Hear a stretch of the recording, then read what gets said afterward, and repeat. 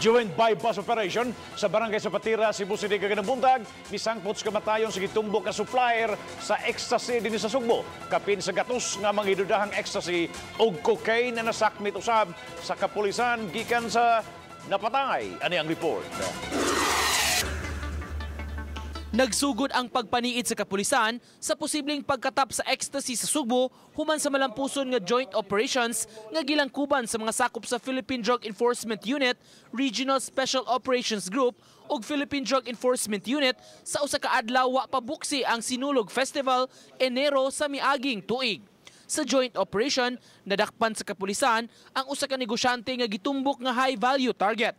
Tungod sa malampusong anti-drug operation, miturok ang pagduda sa kapulisan nga dunay hilom ug tago-tago nga pagpayuhot sa ecstasy dinhi sa Sugbo. Karong bag-o na mahayag ang usa ka operatiba nga nagdumili lang sa pagpaila nga nagbunga ang ilang pagpaniid.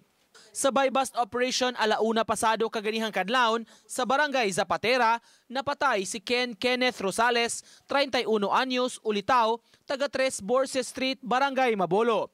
Duha niya ka mga kauban nga sila si Justin Anton Jimenez ug Lawrence Jasper Famoso Jap na sikop usab. Apan nang hunaw sila sa ilang kalambigitan ni Rosales. Ilang gipasabot nga ang nasakmit nga mga ecstasy sa kapulisan iya ni Rosales. Wa na sab sila mutubag kunti gamitan basab og ecstasy. User me. Di mo tingkuan yun.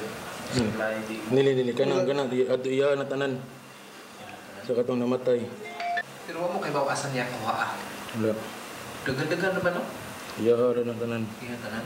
Sa investigasyon sa kapulisan, gipasabot ni Senior Superintendent Royina Garma, Cebu City Police Director, nga posibleng usa si Rosales sa mga supplier sa ecstasy sa Sugbo.